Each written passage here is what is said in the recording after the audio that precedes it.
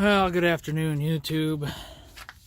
The word I'd describe what's happening is holy shit. Let's put it that way. That's about the best way we can describe what's going on. Everything I got going on this week, it's absolutely crazy. I just got done tidying up the wiring in the red truck here, the LV7. I had my pack for the switches and the power wire for the switches tied into the ignition fuse tap. That's not correct because obviously when you turn the ignition off, then the pack is turned off, which you think wouldn't be a big deal. It is a big deal because for some reason when you shut the pack off but the retained accessory power keeps the radio on, the pack is sending some signal up there and it starts flipping through channels relentlessly. So you do some research and they say, well, the pack needs to be tied into the same circuit as the radio. So that way when the radio is on with the key off, the switches are on with the key off. Well, I found a fuse in here that'll let me do that, and that is wrap number 2, retained accessory power number 2. So I took them off of the ignition fuse, which is the very top one, down to the very bottom. With another fuse tap, because the fuse tap that is in the ignition is for the gauges. And then they turn the ignition on, they do their little gauge sweep thingy-mabob. Oh, and then yesterday, this was yesterday's project. I've been looking for this color shroud all over the internet, eBay, Google, everything. I found the color, can't get it, no longer available. And nobody is selling just this color for the older trucks with the square for the hazard switch. So I found, I went to car-part.com. It's where I get most of my parts for seats or whatever. I find who has it cheapest, nearest, whatever. And Jerry's down in Big Lake had this steering column. So, and the steering column obviously had a different color. I just put the black one on there, the gray one, whatever. And everything works on here. I'm selling this, the whole column. It even comes with the intermediate shaft down there, which is nice and lubed up, I think. Pretty sure. Not going to check it, whatever. So if you're in need of doing a steering column swap, so you have steering wheel switches with this older style steering wheel, which it is a single plug airbag, so it'll plug and play right in your truck, your 99 to 02. So wiring's intact, everything, $60, come get it. I mean, it comes with the key so you can turn the ignition and swap it with the one you have, or use that one, whatever you want to do, I guess. But I mean, it comes with everything, even the leather wrap shifter that says Tow Haul on it, and fancy schmancy, but $60. And she tried to sell me just this. I mean, at first she wouldn't. The first time I called, I was like, saw you had a steering column. How much you want for the piece of plastic around the column? Well, normally we sold it as a complete unit. I was like, whatever. All right, well, I'll consider buying the whole thing. I'll call you back if I, want to buy it. Whatever. And did some more research and was like, you know what? Fuck it. I'm not farting around anymore. This is just getting stupid now. Nobody has this. So, and for the price, like they've got these in this color for the newer, the 06, where the top is more of an oval. I'll show you here. I ordered one on eBay and the picture showed it was more of a brownish color like I'm wanting, but it also showed that it had a square hole, not an ovalish, for the newer style, 03 to 06. And I'm still waiting to hear back on that guy off of eBay, because his picture was like, what you see is what you get. Well, I didn't get what I saw, because the picture clearly showed one with a square hole. So that's just this truck, okay? Pardon for the shakiness. I'm using my phone because I'm tired of editing, and I still got like 2 or 3 videos on my GoPro that need to be edited. I just don't. It's not even they need to be clipped or anything. They need to be combined, and it's annoying that I can't just do it quickly. It's got to take absolutely forever to export the video on my computer. It takes a while to get them into the app and takes them forever to come out of the app. And then it takes a long time to upload the video. Oh my gosh. What a process. Swapping SD cards and crap. It's rather annoying. I miss just being able to upload from my phone. Just done. But I don't know. We'll fiddle fart with the GoPro some more. It's just gonna take getting used to. But I just need to make, instead of video parts, I just need to make it one video. I'm sick of that. But so I took these off of Dad's gray truck. I took everything off as an assembly. It had the knuckle and the upper control arm and the tie rod still attached. Everything, one big unit. I took it off. New bushings come tomorrow. So it was a fun job of getting those out. You got to use your gas and melt the bushings out. Hammer out the metal rod that goes through there. The metal, I don't know what you want to call it. But, you know, holy shit. I mean, and these I had to use a ball joint press to get those out. I figured I better do the, I didn't know how that was going to go, so I figured I might as well get that done today. And then the bushings will come tomorrow. Not that big a deal now that they're out. But, I went out and I bought a brand new air over hydraulic bottle jack for this thing because supposedly the one that came with it, that's just a hand pump, was no longer functioning. I picked this thing up from my grandfather's where I'm keeping it because it was useless with a bad jack. So picked this up, put it on here, and I pumped the other one a couple times. It started working again. You gotta be fucking kidding me, man. I just blew I think tax and everything was like $102, $104 on this thing. And it's don't get me wrong, it's really nice to be able to just hook this up to my compressor and just go to town, brrr, down it goes. Not that fast, but it works. It does its job very nicely. Only thing is that these freaking control arms, any way you put it, don't fit in here, and that's far from flush. At the best part, I tried to do it, but pressure getting put on it, it was starting to lean more, and we're getting ready to shoot out. So I was like, yeah, we're not going to frick up my control arm that I need.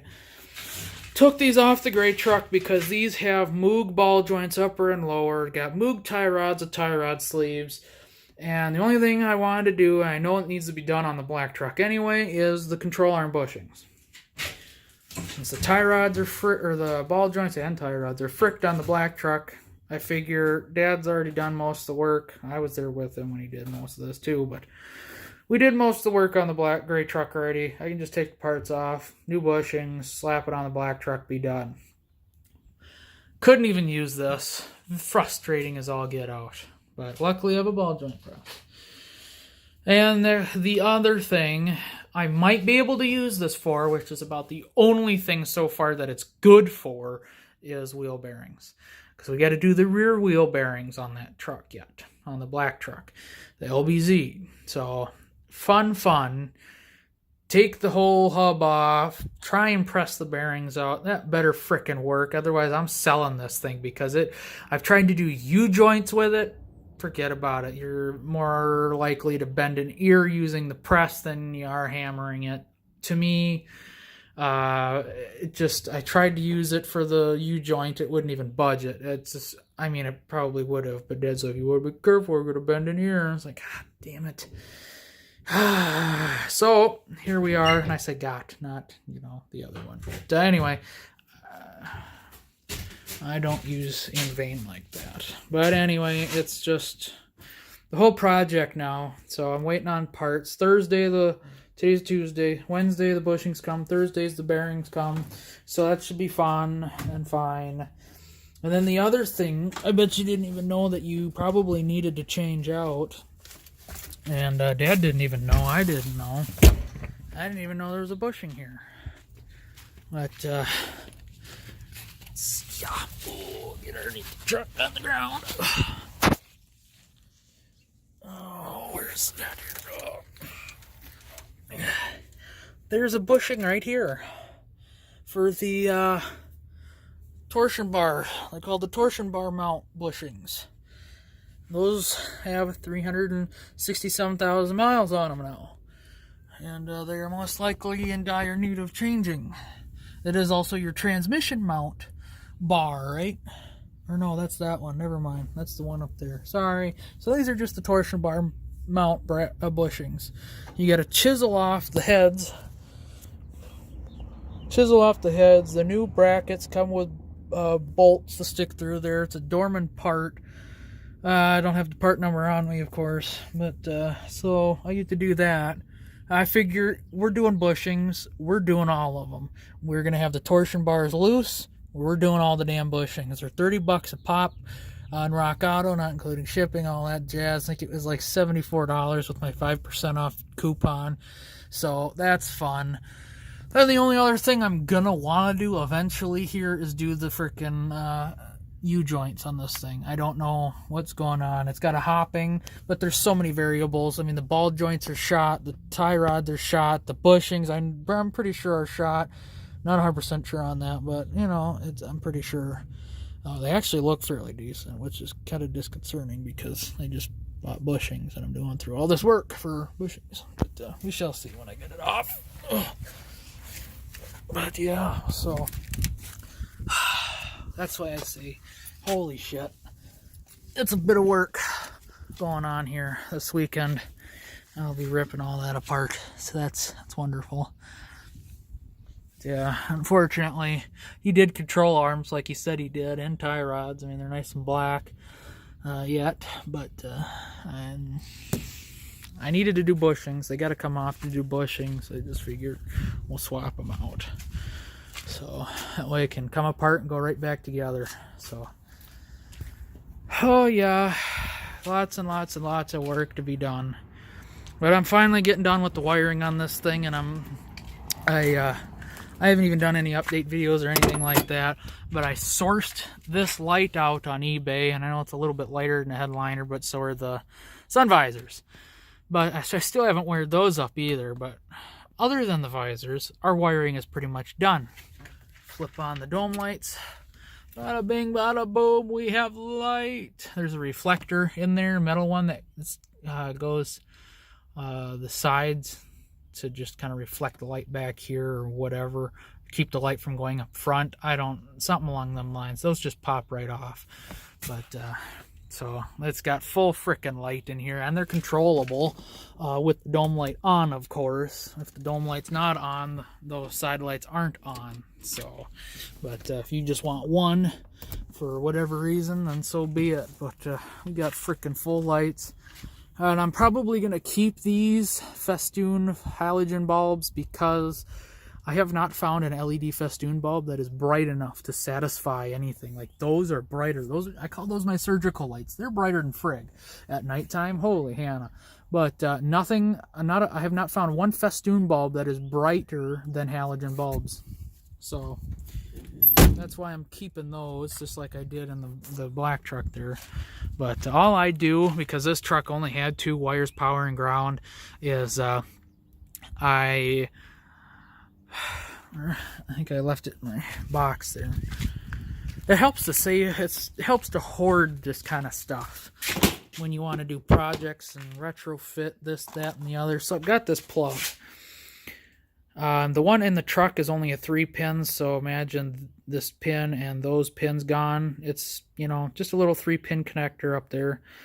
But with the truck, it's missing one. So what I did is I popped one of these pins out of there and soldered it onto the power wire. Popped the pin in there, and then took this end of the wire and soldered it to the power end of the power wire, whatever.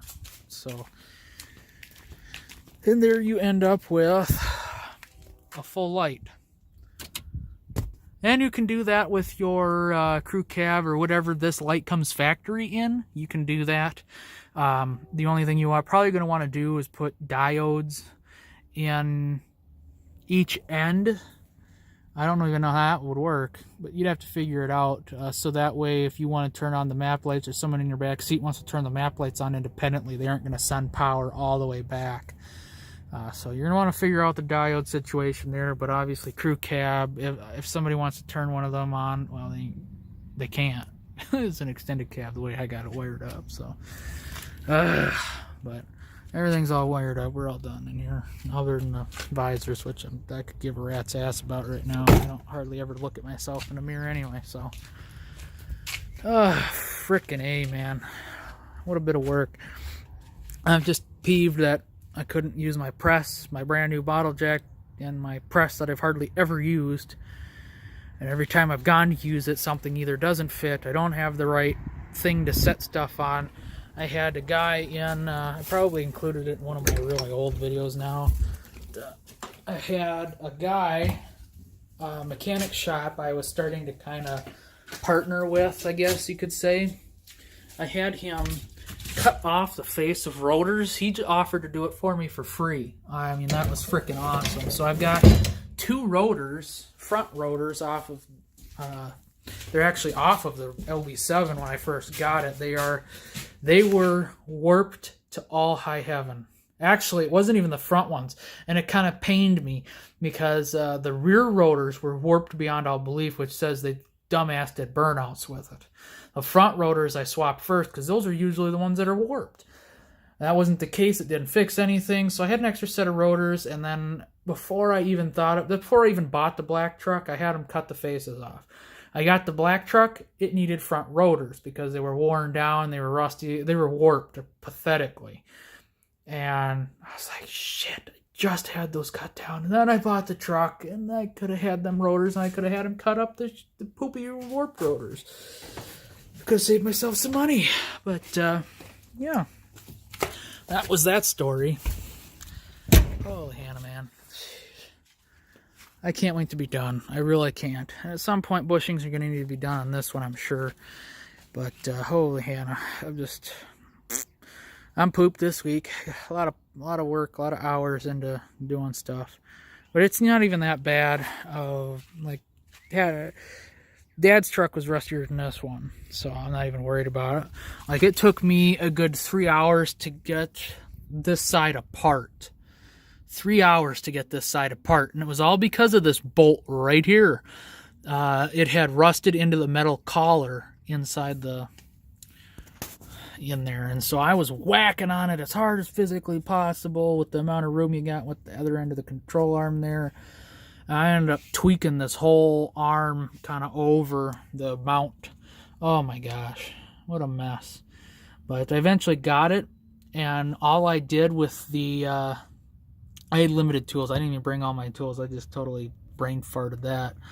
But the torsion bar, all I did was lower the bottom control arm so that it was out of the mounts itself. And I hammered on the control arm, and the control arm slid right off the torsion bar. But obviously I took the load off of them first, so not stupid. You want to be smart about that. You're not trying to kill yourself doing this, because that ain't worth it. So I'm tired. It's a bit of work. Standing there burning bushings here. I was doing it right here. That's why everything's all wet. Burning bushings, and don't particularly wear flip-flops when you're doing it, because that rubber starts popping and you start getting molten lava or molten rubber shooting on you. That feels great. So tips, tricks, and all the crap I got going on this freaking week. Holy. On that, and I bought LEDs to do window switches in this truck. For some reason, all it took was disconnecting these switches, and the filaments broke, especially in the airbag. I don't know what it was. Shortly after buying the truck, all you had to do is disconnect these, and the filaments and the lights broke, which there's only one light bulb on this switch, believe it or not. I haven't even pulled that one apart yet. But all these need to be swapped over to LED. This one's a newer switch, so those ones are still decent, but these ones are piss yellow. And these are LEDs now. I put bluish LEDs in there. They weren't supposed to be. Why is that not dinging? That's not good. Uh-oh. Oh, there you go. They're blue. They look kind of purple on camera, but they're almost like a dark blue, which is kind of a shame because these are... Uh-oh. Is that even lighting up? Uh-oh. I think we blew a fuse somewhere for some reason. I think so. Uh-oh. Well, so much for that, eh? Or, yeah, it should be dinging either way. That's nice. I get to figure that out now. No freaking good reason we blew a freaking... yeah, I tell you. Never ends. Never ends with this truck. It's always wiring. It's always wiring. Watch this when I hit the lock button. You see how the lock didn't even move? Unlock, lock, unlock, lock, unlock, lock, unlock, lock, unlock, lock. Yeah, damn actuator isn't getting signal again. Problem after I bought the truck, the guy told me it just needed a new door lock actuator. Problem is, when I did the heater box swap, garbage, and the whole interior, and I put everything back together, it worked beautifully. Haven't had a single problem with it. And now, all I did was take this off to do LEDs. That's not working again. Then you sit there and play with it. Well, maybe not. I don't know. Maybe it finally shit the bed. I don't know. The signal over there shit the bed. So, it's dumber than a box of rocks, man. It's always wiring in this truck. You pull the front end, you pull the headlights out, the turn signals out, and all of a sudden you got broken wires everywhere, and it's just a bad day. It's not even trying. It's not even getting signal. But you hear the other one going, so it's got power. Oh, Lord. Why is that like that? Just dumb that's sticking out. Oh, my gosh. I'm just done with it today. Yeah, you can understand my frustration then. Every time I freaking turn around, there's something wrong. Something that needs to be soldered. Something that's busted. Something this or that. This truck's been a nightmare that way. But other than the electrical little gremlins I've been fighting, truck's been deadbeat reliable. Just start it up. Never does anything stupid to leave you on the side of the road. So, hallelujah. But all the other freaking problems, man. Electrical gremlins like that. That truck never does this to me. It has put me on the side of the road because bad coolant temp sensor. Not that it's the truck's fault, but and the back right caliper locked up after 360,000 miles. So, I mean, it's stuff. Age and, well, Borg-Warner temp sensor. So, I just changed that temp sensor a week before it happened, too. Freaking A. Leaves me on the side of the road because I thought it was overheating. My temp gauge was shooting up towards the red real quick and everything. And then I had my multimeter. It was when I was moving out here. I had my multimeter in the trailer. I pull it out, test a sensor. Bad reading. Swapped it. I had one in my console. Brand new Borg-Warner temp sensor. I pop it in the truck. Temp sensor was right at normal operating temp. A little bit cooler because it had been sitting for a minute. Trying to let it cool down. I was like, for almost 300 degrees, this truck is not steaming, smoking, lighting on fire, nothing. That was pretty odd. I was like, this got to be a temp sensor problem. But yeah, so, if you haven't ever used those, get some. They are extremely nice. Tub of towels, frick, man. I mean, you can go from this to being ready for a hot date like that. It is real nice. They clean you right up. So, man, those are nice.